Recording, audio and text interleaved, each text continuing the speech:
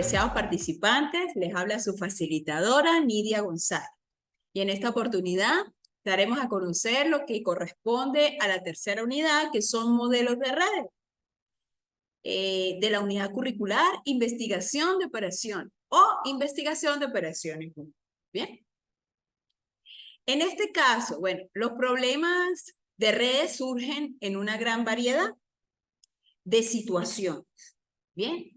Las redes de transporte, las eléctricas, las mismas comunicaciones, predominan en la vida diaria.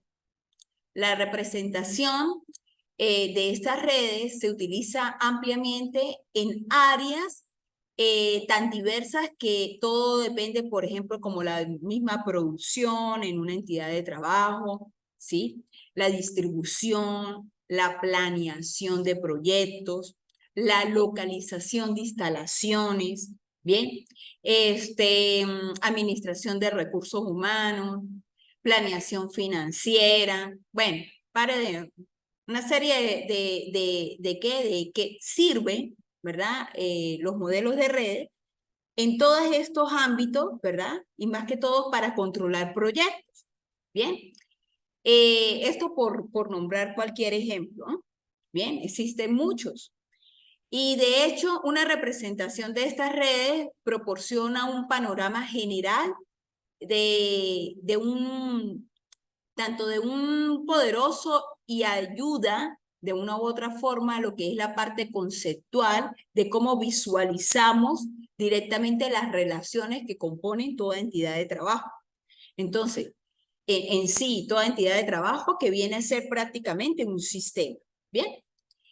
Y se usa casi en todas las áreas, tanto científicas, sociales y económicas. Bien, para entrar directamente las redes los modelos de redes, una red puede estar conformada por muchos tramos, los cuales están separados por nodos, y cada nodo debe tener su respectiva interfaz. Bien, acuérdense que esto queda grabado, ¿no? Ok.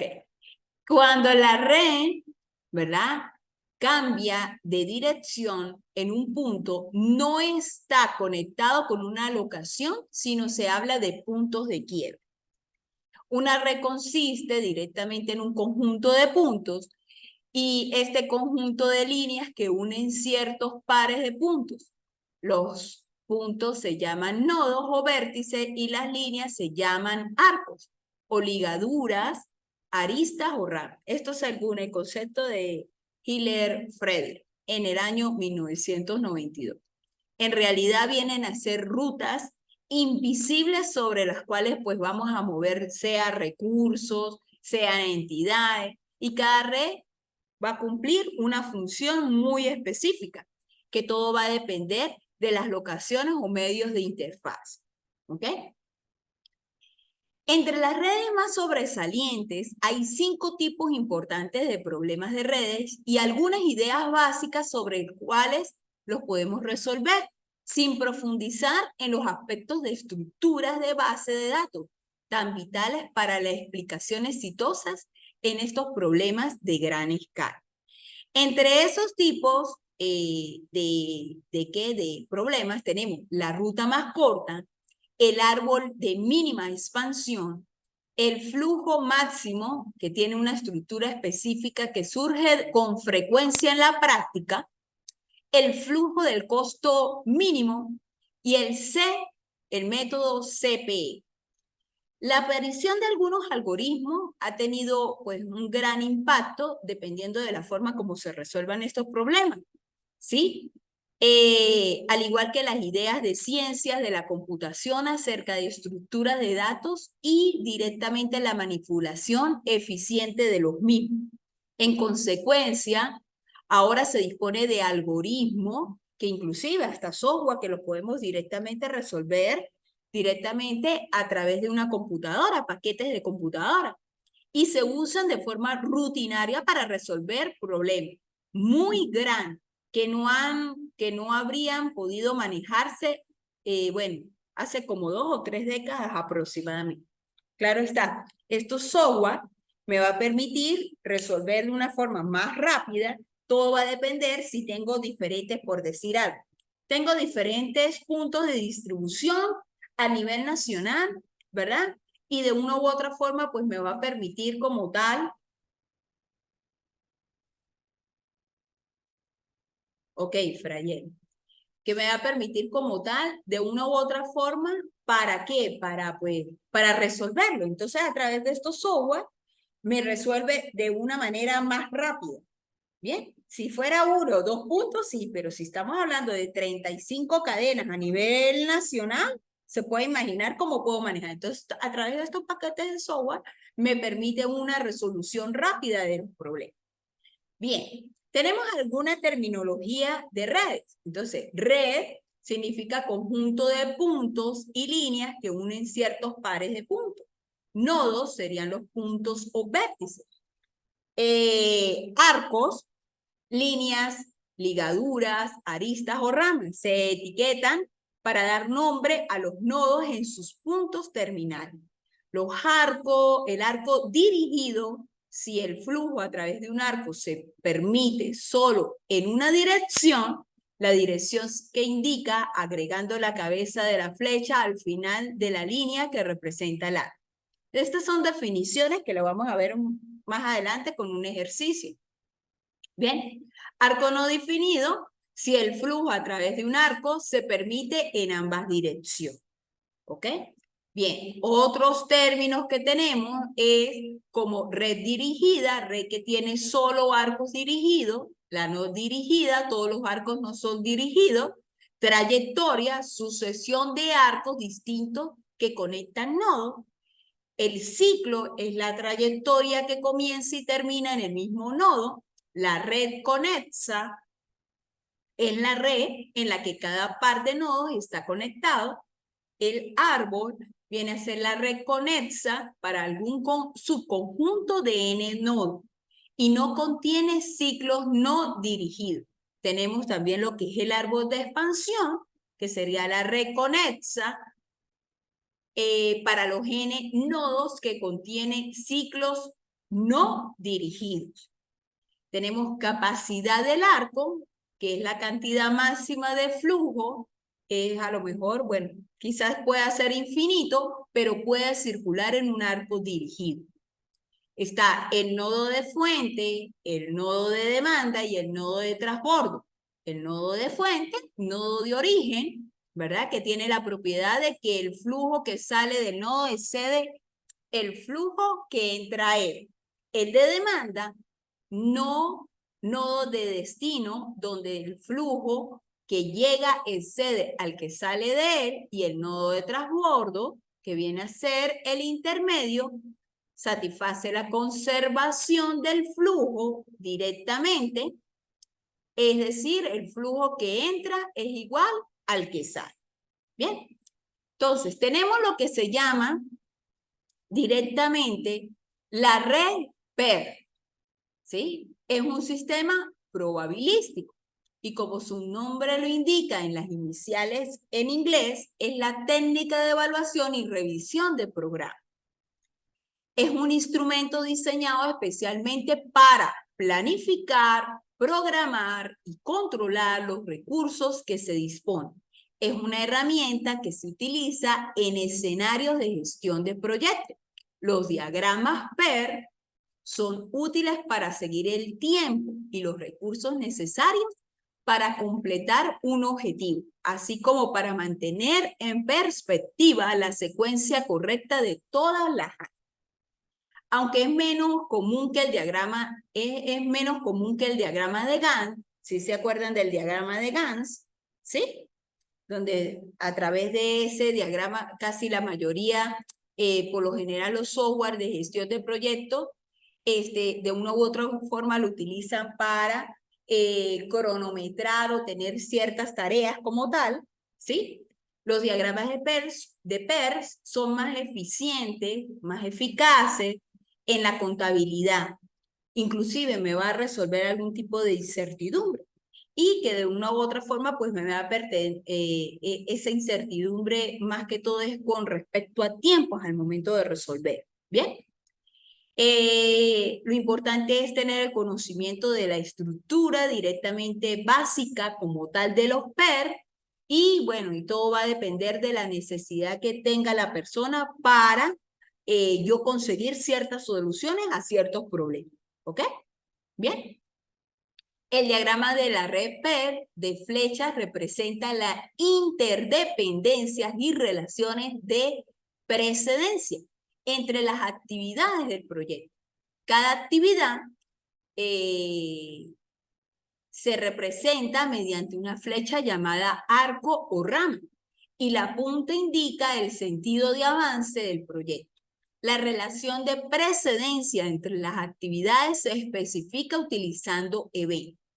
Un evento representa un punto en el tiempo y significa la terminación de algunas actividades y comienzo de nuevo. Los puntos iniciales y finales de la actividad, por consiguiente, están descritos por dos eventos generalmente conocidos como evento de inicio y evento final o terminal. Las actividades que originan un cierto evento no pueden comenzar hasta que las actividades se concluyan directamente dependiendo del diagrama. Y la terminología en esta teoría de redes, cada actividad está representada, como ya lo dijimos, por arcos o flechas y todo va a depender de la simbología que vayamos a utilizar, ¿verdad? Dependiendo del problema y cómo yo lo voy a avanzar, ¿ok? Bien, entonces, aquí tenemos alguna representación o reglas que van a contribuir para realizar ese diagrama. Entonces, lo primero que tenemos es identificar a los nodos o eventos con números enteros positivos del 1, mientras que las tareas o actividades que se identificarán con letras del abecedario, de la A a la Z, o uno combinado a B, todo depende del problema que se me presente, ¿ok? Entonces, como estamos viendo aquí, bueno, nodo 1 inicial, nodo final y las respectivas tareas que van, esas tareas o actividades van representadas, dijimos anteriormente, con flechas, ¿ok? Bien, tenemos un segundo que sería las flechas que representan a las actividades no tienen magnitud ni sentido vectorial. Es decir, que una de las actividades de poca duración puede ser representada por una flecha más larga que una actividad de mayor duración que la anterior o viceversa. Bien, entonces, el que, como lo estamos diciendo, no va a tener una magnitud. Lo importante es saber, dependiendo de cómo me estén estructurando el problema, cómo yo voy a identificar, ¿verdad? Y qué es, de qué nodo a qué nodo va esa actividad. Entonces, ahí estas son como las reglas, ¿eh? Las básicas para poder yo construir este tipo de diagrama. Tenemos una tercera, toda actividad del proyecto deberá iniciar y finalizar en dos eventos distintos. Un evento puede indicar el inicio de una o varias actividades, así como también puede indicar la finalización de una o varias actividades. Entonces, estamos viendo que en un nodo pueden salir 3 actividades, o pueden salir, sí, salir 3 actividades. Y en otro nodo pueden llegar 3 actividades, ¿sí? ¿Ok? O que vaya de un nodo a otro, otra actividad. Entonces, siempre hay que respetar pues esta nomenclatura, ¿ok? Bien, tenemos un cuarto, los nodos, en lo posible, se enumeran de izquierda a derecha y de arriba hacia abajo. Bien, es como para tener un orden de izquierda a derecha y de arriba hacia abajo. ¿Ok? Bien, tenemos algunos ejemplos en que ningún evento posterior puede regresar a un evento anterior. ¿Ok? Como lo vemos ahí, va de 1 a 2 la actividad A, de 2 a 3 la actividad B, pero de 3 a 1 no puede ir.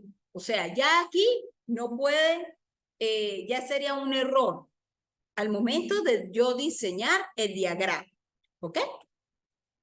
Bien, tenemos un punto 6, que sería, en algunos casos es necesario la utilización de actividades ficticias, las mismas que son utilizadas cuando dos o más actividades inician y terminan en un mismo nodo inicial o final.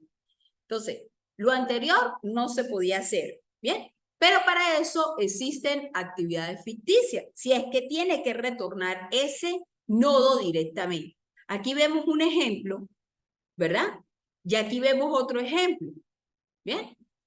Aquí vemos que, por ejemplo, del nodo 2 va al 4 y va al 5, la misma actividad, pero así no se puede representar.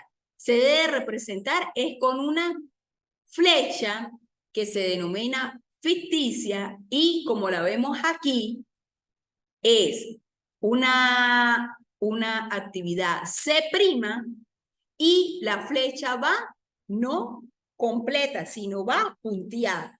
Ok, entonces esa es la forma en cómo vamos a representar las ficticias. Bien, tenemos aquí lo que es el punto número 7. Todo requiere de un tiempo de preparación que se utilizan en la obtención de documentos, conversaciones preliminares, recopilación de antecedentes antes de iniciar el proyecto. Entonces, antes de comenzar a diseñar la red PER, es necesario realizar una tabla que contenga las actividades del proyecto, descripción, precedente y tiempo de duración. Entonces, nos vamos directamente con un ejemplo. A ver, las actividades, en este caso, tenemos nos dan esta tablita. Entonces tenemos actividad A, B, C, D, E y F. Y predecesor C, A y B. Entonces, las actividades que se inician en la red PER son aquellas que están con un guión en la columna del predecesor. Entonces, son actividades A, B y C las que inician. En otras palabras, yo inicio con un nodo, puede ser el 1, ¿sí? En este caso, inicia ABC, las actividades que llegan al nodo final son aquellas que no aparecen en la columna del predecesor. Y en este caso finalizan ¿con quién? Con D, E y F. Entonces, para que se inicie la actividad D, debe haberse finalizado C. Y de A sale E, B. Y de B sale F. Pero entonces, ¿cómo lo graficamos? Lo vemos en el ejemplo. ¿Bien? Dijimos que A, B y C iniciaban y finalizaban ¿qué? E, F y D. ¿Ok? Lo vemos aquí. D, E y F. D, E y F. ¿Ok? Bien, ese es un ejemplo sencillo. Nos vamos con otro ejemplo. ¿Sí? O ejercicio. Entonces, tenemos aquí, se forma una actividad ficticia. A ver, ¿usted qué dice? En este caso, se puede formar una ficticia, porque no puede ir dos actividades, acuérdense, dos actividades no pueden ir al mismo nodo inicial, del mismo inicial a final, ¿sí? Entonces aquí estamos observando que C y D están yendo al A y B, ¿sí o no? Entonces, ¿cómo lo vemos? Y lo vemos directamente. Aquí, voy. ¿Sí? Aquí entonces se forma una actividad ficticia porque no pueden ir dos actividades, en este caso, dos actividades, la A no pueden ir al nodo acá, ¿sí? Por eso agrego esta ficticia, ¿bien? Al mismo nodo inicial que al final, ¿ok? De todas maneras, esto queda grabado y cualquier duda, inquietud, me preguntarán, ¿ok? Tenemos un tercer ejercicio. Entonces aquí es probable que exista también una ficticia, ¿sí o no? Porque ¿qué pasa? Dijimos que dos actividades al mismo nodo inicial y al final no pueden ir. Entonces, la representación de estas actividades las tenemos en la siguiente gráfica. ¿Bien? Entonces, todo es cuestión de ejercitar, ¿ok? Todo es cuestión de ejercitar. En función de esto, por supuesto, en este caso, D, ¿verdad? Y lo que es del nodo 2 al nodo 5, no pueden ir dos actividades, por eso se agrega esta ficticia, ¿ok? Bien, entonces, eso es para la construcción directamente de gráficas. Bien, nos vamos con redes PER, cálculo de tiempo. Es el tiempo que se tarda en desarrollar una actividad. El método PERS considera tres estimaciones de tiempos distintos. Entonces, estimación optimista es el tiempo en el que se desarrolla una actividad en las mejores condiciones posibles. Es decir, es el tiempo mínimo de ejecución de una actividad si no surgiera ningún tiempo, en este caso ningún contratiempo. La estimación media es el tiempo que toma desarrollar una actividad en condiciones normales. Es decir, cuando el tiempo de ejecución no sufre ni circunstancias positivas ni negativas. ¿Ok? Y la estimación pesimista, que la identificaríamos con la letra B, es el tiempo en que se desarrolla una actividad en condiciones adversas. Es decir, el tiempo máximo en que podría ejecutarse, en este caso, la actividad, si las circunstancias son desfavorables. Entonces, en este caso tenemos la siguiente, tiempo, ¿verdad? Esperado para otra actividad, tenemos lo que es el tiempo calculado usando el promedio ponderado y la media aritmética. Entonces, tenemos esa pequeña formulita, ¿ok? Donde A en este caso, viene a ser el tiempo optimista, ¿verdad? B, el tiempo pesimista y lo que es la desviación, bueno, lo identificaríamos aquí más abajo, ¿no? La fórmula de desviación estándar, ¿no? ¿Ok? De igual forma, para calcular la desviación estándar, tenemos esa fórmula que viene a representar la probabilidad, sea de retraso o adelanto en promedio, ¿ok? Y aplicaríamos esa pequeña fórmula. Tenemos otro, lo que es la varianza, que viene a ser, es el cuadrado de la desviación estándar y define como la media de las diferencias con la media, en este caso, elevadas al cuadrado.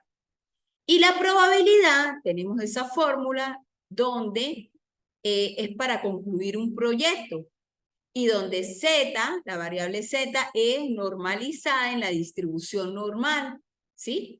Media y varianza, en este caso 0 y 1, ¿bien? X es la duración solicitada para terminar el proyecto. U, la duración estimada y calculada del proyecto, que en este caso es utilizando el método PER-CPM. Bien. Esto más adelante lo vamos a ver con un ejercicio. Tenemos lo que es el método CPM, que es determinístico. Y bueno, prácticamente esas son las iniciales de lo que corresponde en inglés e indica método de la ruta crítica. Es frecuentemente utilizado en el desarrollo y control de proyectos. El objetivo principal es determinar la duración de un proyecto, entendiéndose este como una secuencia de actividades relacionadas entre sí, donde cada una de las actividades tiene una duración estimada. En este sentido, lo fundamental es que las actividades y sus tiempos de duración son conocidos para este método, ¿ok? Y no debería existir incertidumbre. Efectivamente debe tener un simplificador para la metodología, pero eso lo vamos a ver, bueno, más adelante con un ejercicio. Bien, existen 6 etapas para la utilización de la ruta crítica Y son los siguientes pasos. Primero, definir el proyecto con todas sus actividades o partes principales. Segundo, establecer relaciones entre las actividades, decidir cuál debe comenzar antes y cuál debe seguirse después. Tercero, dibujar un diagrama conectando las diferentes actividades en base a sus relaciones de precedencia. Cuarto, definir costos y tiempo estimados de cada actividad. Quinto, identificar la trayectoria más larga del proyecto, siendo esta la que determinará la duración. Bien. Lo otro es, sexto, ¿verdad? Utilizar el diagrama como ayuda para planear y supervisar y controlar el proyecto. Bien. Entonces tenemos aquí esta representación donde TC es el tiempo más cercano, TL es el tiempo más lejano. ¿Cómo identificamos el nodo? Con una numeración, ¿verdad? Y el tiempo esperado es el que yo vaya a calcular aquí, ¿ok? Directamente entonces tenemos el tiempo más cercano de la actividad representa el tiempo mínimo para que comience un acontecimiento o el más pronto en que pueda suceder un hecho. El tiempo más pronto del nodo inicial es 0, mientras que para el resto de los nodos se calcula con estos pasos. Primero se debe seleccionar las actividades que llegan, ¿verdad?, al nodo final. Cada actividad que entra, nodo final, se suma con la duración de la actividad y el TC con el nodo inicial. Y de igual forma, se debe seleccionar el TC de mayor duración que haya obtenido. Bien, en este caso, bueno, con un ejercicio podemos nosotros aquí colocar, entonces, tiempo máximo, ¿sí? Entonces tenemos las actividades para calcular el tiempo más cercano de varias actividades que ingresen de A, un nodo, se sumen y se seleccionan el mayor. Entonces, si esta actividad, ¿verdad?, dio 4 más 2, sería 6, ¿bien? Y 2 más 7, 9. Entonces, en realidad se tomaría el que seleccionamos el mayor, ¿ok? De todas maneras, estos son la nomenclatura para el CPM. Bien.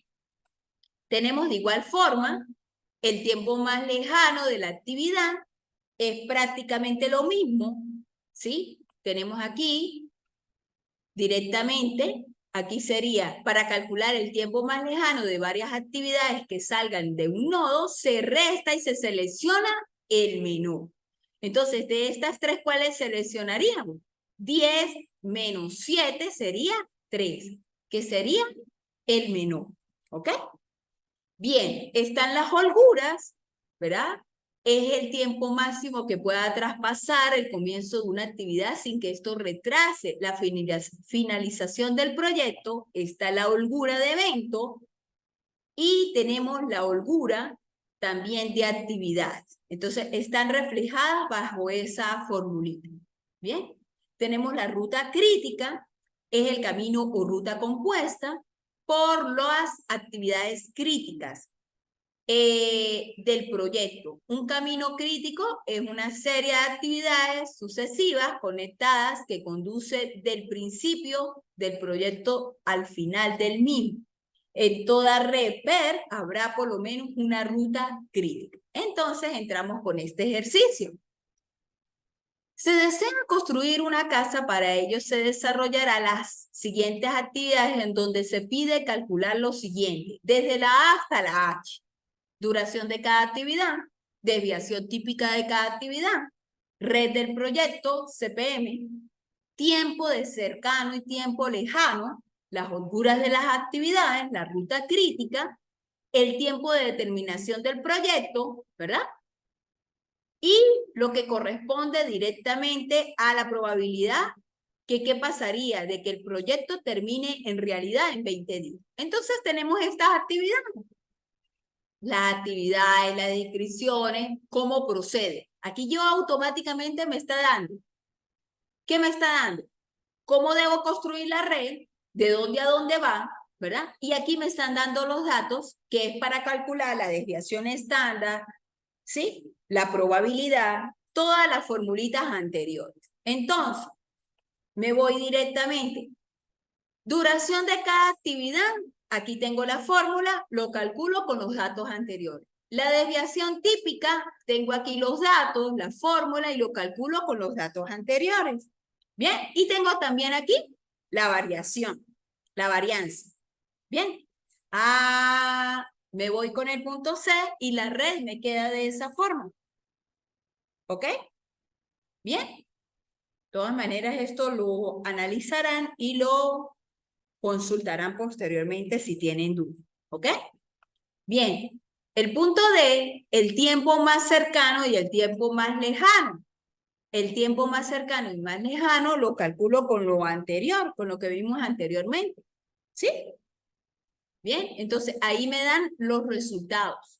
Esos son los resultados. Aquí me da, aquí sería el de más lejano. Esos serían los resultados porque eso es lo que me está pidiendo el problema. Calcular los tiempos más cercanos y el tiempo más lejano correspondiente a qué. En este caso, a cada una de las actividades para llegar al final del proyecto. ¿Ok? Bien. Las holguras, ¿sí? Aplico la formulita de holgura, donde LI es el tiempo lejano, EI es el tiempo cercano, TIJ es el tiempo de la actividad y por supuesto HI son las correspondientes holguras. Entonces, esas son las holguras correspondientes de cada una de las actividades. ¿Ok? Bien. Me voy directamente. ¿Cuál es la ruta crítica?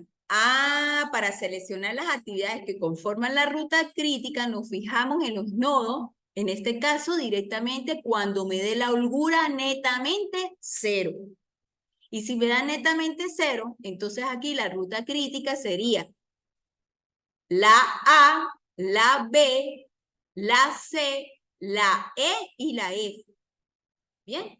Acuérdense que en este caso, ¿qué quiere decir? Que el tiempo más cercano es igual al tiempo más lejano. Y en este caso, al momento de yo graficar el CPM, yo automáticamente obtengo mi ruta crítica. Acuérdense que dependiendo de las actividades que vimos en el cuadro, allí yo me doy cuenta cuáles pueden ser las actividades ficticias. Entonces, es muy importante tener cuidado al momento de graficar. Si yo grafico mal, automáticamente el ejercicio me queda mal. ¿Ok? Bien. Y el punto G y H, G, tiempo de terminación del proyecto, ¿verdad? En este caso, obtengo 18,34 días y todo va a depender de la tabla anterior, ¿ok? Y la probabilidad en que termine en 20 días, tenemos lo que es la desviación típica, ¿sí? En este caso, desviación típica para calcular que la varianza y luego sacar la raíz de la desviación típica. Y tenemos lo que es la probabilidad directamente, que es para calcular el valor de la probabilidad. Entonces, aquí me da 0, ¿qué? 0,83. Para calcular directamente la probabilidad es 79,67% de probabilidad. ¿Bien? Bueno, eso es el problema. Si tenemos dudas, esto queda grabado. Si tenemos dudas, tenemos el foro de dudas y tenemos también lo que corresponde a la mensajería interna, que yo no sé más preguntas por mensajería interna que por el foro de dudas. No quiere que los demás sepan qué es lo que están preguntando. Bueno, gracias por su atención y nos estaremos viendo en otra oportunidad. Hasta luego.